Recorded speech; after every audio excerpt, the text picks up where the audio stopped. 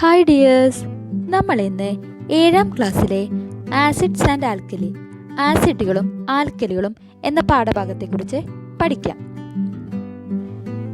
നേർപ്പിച്ച hydrochloric ആസിഡും നേർപ്പിച്ച sodium hydroxide ലായനിയും പ്രവർത്തിച്ചാൽ എന്ത് സംഭവിക്കും? What happens when dilute solutions of hydrochloric acid and sodium hydroxide are mixed together?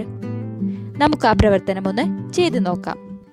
ഇവിടെ പ്യൂററ്റിൽ നേർപ്പിച്ച hydrochloric acid എടുത്തു വച്ചിരിക്കുന്നു. പിപ്പറ്റ് ഉപയോഗിച്ച് സോഡിയം ഹൈഡ്രോക്സൈഡ് ആൽക്കലി കോണിക്കൽ ഫ്ലാസ്കിൽ എടുക്കുന്നു. 20 ml ആണ് എടുക്കുന്നത്. അതിലേക്ക് 2 തുള്ളി ഫിനോഫ്തലിൻ ചേർക്കുന്നു.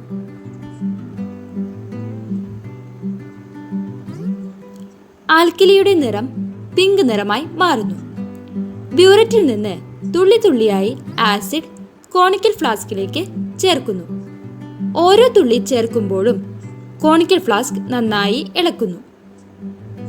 ഒരു പ്രത്യേക പോയിന്റിൽ എത്തുമ്പോൾ പിങ്ക് നിറം ഇല്ലാതാകുന്നു.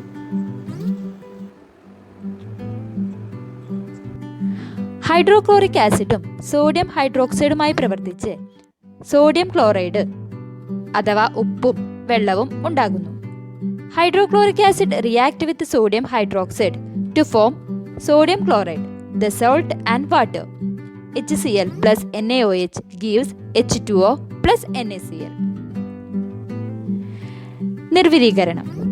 ആസിഡും ആൽക്കലിയും നിശ്ചിത അളവിൽ കൂടിച്ചേരുമ്പോൾ ആസിഡിന്റെയും ആൽക്കലിയുടെയും ഗുണങ്ങൾ നഷ്ടപ്പെടുകയും ലവണവും ജലവും ഉണ്ടാകുകയും ചെയ്യുന്നു. ഈ പ്രവർത്തനമാണ് നിർവിരീകരണം. Acid plus alkali gives ലവണം plus ജലം. Neutralization. When definite amount of acid and alkali are mixed, their acidic and alkaline nature are lost and salt and water are formed. This is called neutralization. Acid plus alkali gives salt plus water. പ്രവർത്തനം 1. നേർപ്പിച്ച hydrochloric ആസിഡും നേർപ്പിച്ച caustic soda ലായനിയും ചേർത്താൽ എന്ത് സംഭവിക്കും? പരീക്ഷണക്കുറിപ്പ് തയ്യാറാക്കുക. ബ്യൂററ്റിൽ നേർപ്പിച്ച hydrochloric acid എടുക്കുന്നു. Burette സ്റ്റാൻഡിൽ വെക്കുന്നു. ബ്യൂററ്റിലുള്ള tap തുറന്ന് ആസിഡിനെ തുള്ളി തുള്ളിയായി വീഴാൻ സാധിക്കുന്നു. പിപ്പറ്റ് ഉപയോഗിച്ച് ആൽക്കലി കോണിക്കൽ ഫ്ലാസ്കിൽ എടുക്കുന്നു. ഇവിടെ നമ്മൾ എടുക്കുന്ന ആൽക്കലി കാസ്റ്റിക് സോഡ അഥവാ സോഡിയം ഹൈഡ്രോക്സൈഡ് ആണ്. 20 ml ആണ് എടുക്കുന്നത്. അതിലേക്ക് 2 തുള്ളി ഫിനോഫ്തലിൻ ചേർക്കുന്നു. അവിടെ കോണിക്കൽ ഫ്ലാസ്കിൽ ലായനിക്കു പിങ്ക് നിറം ആകുന്നു. ഈ ലായനിലേക്ക് ബ്യൂററ്റിൽ നിന്നും തുള്ളി തുള്ളിയായി ആസിഡ് ചേർക്കുന്നു. ഓരോ തുള്ളി ചേർത്തു കഴിയുമ്പോഴും കോണിക്കൽ ഫ്ലാസ്ക് നന്നായി ഇളക്കുന്നു. ഇവിടെ തുള്ളി തുള്ളിയായി ഒഴിക്കുന്നത് ശരിയായ പരീക്ഷണ ഫലങ്ങൾ മനസ്സിലാക്കാനാണ്. നിരീക്ഷണം. ഒരു പോയിന്റിൽ പിങ്ക് നിറം ഇല്ലാതായി. ഈ ലായനി ബീക്കറിലെടുത്ത് ചുവപ്പ് നീല ലിറ്റ്മസ് പേപ്പറുകൾ മുക്കി നോക്കുന്നു. നിരീക്ഷണം. നിറവ്യത്യാസമില്ല. നിഗമനം. ലായനി ആസിഡിക് സ്വഭാവമോ ആൽക്കലി സ്വഭാവമോ കാണിക്കുന്നില്ല. Activity. What happens when dilute solution of hydrochloric acid and caustic soda are mixed together? Prepare an experiment note. Aim. To mix dilute solution of hydrochloric acid and caustic soda. Material required: burette, pipette, conical flask, dilute hydrochloric acid, caustic soda solution and phylloxera as indicator. Activity. Take dilute hydrochloric acid in a burette. Add 20 ml of caustic soda solution into a conical flask using a pipette. Add 2 drops of phenolphthalein into the flask and stir well. Place the conical flask below the stopcock of the burette. Open the stopcock slowly and add the acid drop by drop into the conical flask. Close the stopcock when the color of alkali in the conical flask just disappears. Observation. A colorless solution is formed in the conical flask. Inference.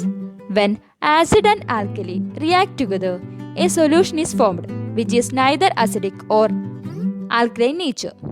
When a litmus paper is dipped in that solution, no color change occurred. because the substance is neutral. ആസിഡിനെയും ആൽക്കലിയെയും തിരിച്ചറിയാൻ നമ്മൾ വിവിധ തരം indicators അഥവാ സൂചകങ്ങൾ ഉപയോഗിക്കുന്നു. ലബോറട്ടറിയിൽ ഉപയോഗിക്കുന്ന ഒരു സൂചകമാണ് pH സ്കെയിൽ. ഒരു വസ്തു ആസിഡ് സ്വഭാവമുള്ളതാണോ ആൽക്കലി സ്വഭാവമുള്ളതാണോ എന്ന് പരിശോധിച്ച് അറിയുന്നതിന് pH പേപ്പർ ഉപയോഗിക്കുന്നു. pH മൂല്യം 7 എന്നത് നിർവീര്യ വസ്തുവിനെയാണ് സൂചിപ്പിക്കുന്നത്, അതായത് ആസിഡോ ആൽക്കലിയോ അല്ല എന്നർത്ഥം. ശുദ്ധജലത്തിൽ pH മൂല്യം 7 ആണ്. pH മൂല്യം 7 മുകളിലാണെങ്കിൽ ആൽക്കലി സ്വഭാവവും 7 താഴെയാണെങ്കിൽ ആസിഡ് സ്വഭാവവും ഉണ്ടാകും. pH മൂല്യം അടയാളപ്പെടുത്തിയ കളർ ചാർട്ട് pH പേപ്പറുകളുടെ ഒപ്പം ലഭിക്കും. pH പേപ്പർ ഒരു ലായനിയിൽ മുക്കുമ്പോഴുണ്ടാകുന്ന നിറവ്യത്യാസം കളർ ചാർട്ടുമായി താരതമ്യം ചെയ്ത് ഒരു ലായനി ആസിഡ് സ്വഭാവമാണോ ആൽക്കലി സ്വഭാവമുള്ളതാണോ എന്ന് കണ്ടെത്താം. pH value. pH paper is used to examine whether a substance is acidic or alkaline. If pH value is 7, it indicates a neutral substance.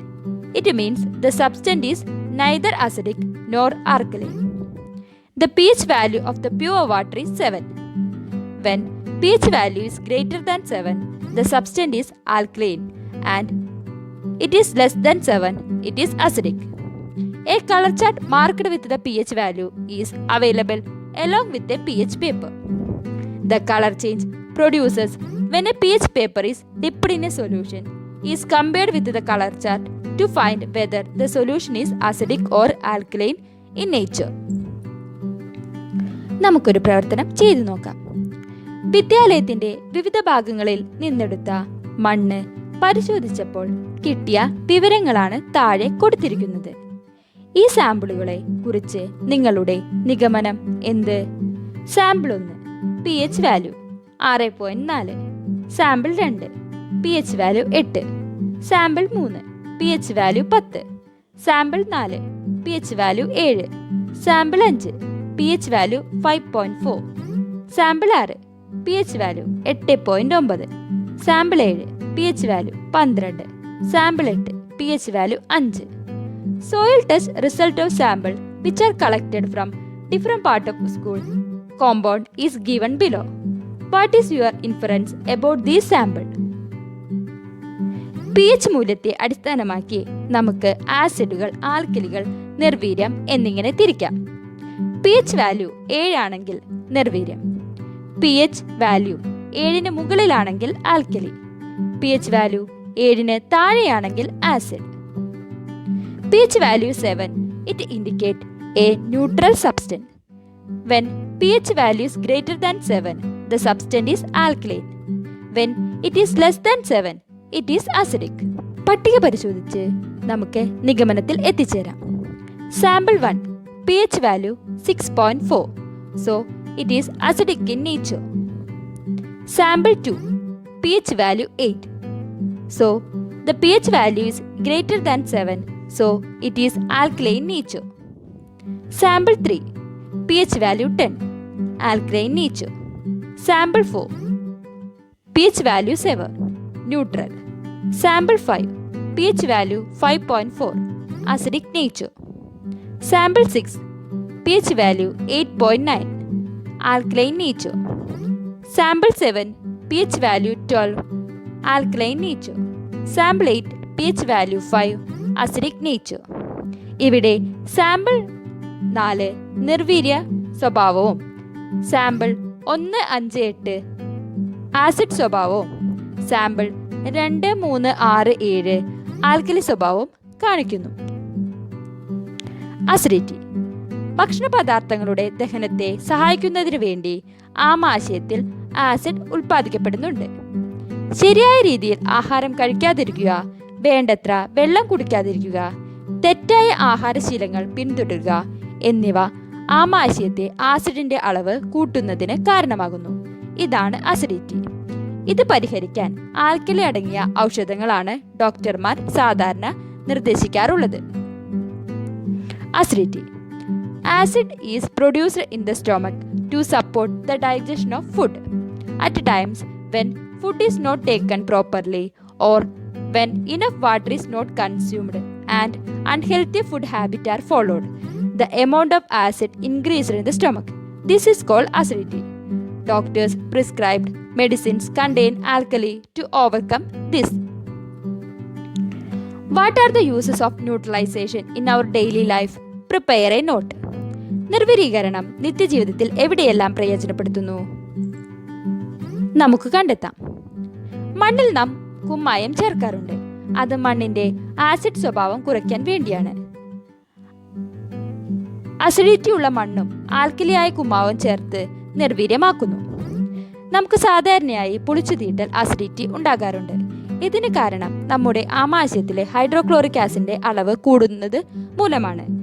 ആമാശയത്തിൽ hydrochloric acid ദഹന പ്രവർത്തനങ്ങൾക്കായാണ് ഉപയോഗിക്കുന്നത്. നമുക്ക് കൂടുതൽ ഉദാഹരണങ്ങൾ കണ്ടെത്താം. ചേന മുറിക്കുമ്പോൾ ചൊറിച്ചിൽ അനുഭവപ്പെടുന്നു. കാരണം എന്താണ്? ചേനയിൽ കാൽസ്യം ഓക്സലേറ്റ് ഉണ്ട്. ഇത് ആൽക്കലി സ്വഭാവം കാണിക്കുന്നു. അതുകൊണ്ടാണ് ചൊറിച്ചിൽ അനുഭവപ്പെടുന്നത്. ഇത് തടയാനായി നാരങ്ങാനീരോ നേർപ്പിച്ച വിനാഗിരിയോ ഉപയോഗിച്ച് കഴുകിയാൽ മതി. ഉറുമ്പ് കടിക്കുമ്പോൾ നീറ്റലും അസ്വസ്ഥയും ഉണ്ടാകുന്നു. കാരണം എന്താണ്? ഇതിനു കാരണം അവയുടെ ശരീരത്തിൽ ഫോർമിക് ആസിഡ് ഉണ്ട്. സോപ്പ് ഉപയോഗിച്ച് കഴുകിയാൽ വേദന ഒഴിവാക്കാം. കടന്നലിന്റെ കുത്തേറ്റ് നല്ല വേദനയും നീറ്റലും അനുഭവപ്പെടുന്നു. അവിടെ ആൽക്കലി നമ്മുടെ ശരീരത്തിൽ എത്തുന്നു. ഇതിനു ചെറുനാരങ്ങ നീരോ നേർപ്പിച്ച വിനാഗിരിയോ വെച്ചു കഴുകിയാൽ മതി. നമ്മൾ കണ്ടെത്തിയ ഉദാഹരണങ്ങൾ നമുക്കൊന്ന് പട്ടികപ്പെടുത്താം. എന്തെങ്കിലും കഴിക്കുമ്പോഴെല്ലാം വായിൽ അടങ്ങിയിരിക്കുന്ന സൂക്ഷ്മജീവികളാൽ ഭക്ഷ്യതന്മാത്രകൾ വിഘടിക്കുന്നു. ഇത് ആസിഡിന്റെ രൂപവൽക്കരണത്തിന് കാരണമാകുന്നു. ഈ ആസിഡ് പല്ലുകൾ നശിക്കാൻ കാരണമാകുന്നു. ടൂത്ത് പേസ്റ്റുകൾ ആസിഡിന്റെ പ്രഭാവം നിർവീര്യമാക്കാൻ സഹായിക്കുന്നു. കാരണം അവ കാരസ്വഭാവമുള്ളതും ആസിഡിന്റെ പ്രഭാവത്തെ നിർവീര്യമാക്കുന്നു. വളരെ പ്രത്യേക pH പരിധിയിലുള്ള മണ്ണുകൾ സസ്യങ്ങൾ വളരുന്നു. മണ്ണ് അസിഡിക് ആണെങ്കിൽ നമുക്ക് ആ മണ്ണിൽ സസ്യങ്ങൾ വളരാൻ കഴിയില്ല. ഇത്തരത്തിലുള്ള മണ്ണിൽ സസ്യങ്ങൾ വളരുന്നതിന് ചുണ്ണാമ്പുകല്ല്, പൊടിച്ച കുമ്മായം, കത്തിച്ച വിറകിന്റെ ചാരം എന്നിവ മണ്ണിൽ ചേർക്കണം. പ്രകൃതിയിൽ അസിഡിറ്റി ഉള്ള തേനീച്ച കുത്തുമ്പോഴും ഉറുമ്പുകളുടെ കടിയും ഭേദമാക്കാൻ ബേക്കിംഗ് പൗഡറോ സോപ്പോ ഉപയോഗിക്കുന്നു. ഷാമ്പു ഉപയോഗിച്ച ശേഷം മുടി പരുക്കനാകുകയും കണ്ടീഷണർ ചേർത്ത ശേഷം വീണ്ടും തിളങ്ങുകയും ചെയ്യും. കാരണം ഷാമ്പു സ്വഭാവം ആൽക്കലിയും കണ്ടീഷണർ അസിഡിക് സ്വഭാവമുള്ളതുമാണ്. അതിനാൽ ഈ ഷാമ്പുവിന്റെ ഫലത്തെ നിർവീര്യമാക്കുന്നു. ആന്റാസിഡ് ടാബ്ലറ്റ് നിർമ്മാണത്തിനും ന്യൂട്രലൈസേഷൻ ഉപയോഗിക്കുന്നു. Whenever we eat something, the food molecules are decomposed by microorganisms present in the mouth, which further result in the formation of acid. This acid is responsible for the tooth decay. Toothpaste help in neutralizing the effect of acid because they are alkaline in nature and neutralize the effect of acid. Plants tend to grow in soil that have a very particular pH range. If the soil is acidic, then we cannot grow plants in the soil. In order to grow plants in this type of soil, we have to add a basic compound such as limestone, powdered lime, and the ash of burnt food in the soil. Baking powder and soap is used to cure bee sting and ant bites that are acidic in nature. Our hairs get rough after applying shampoo and turn silky after we add conditioner. This is because our shampoo is basic in nature and the conditioner is acidic in nature, and that why it neutralizes the effect of shampoo. Neutralization is also used in antacid tablet manufacturing. Thank you.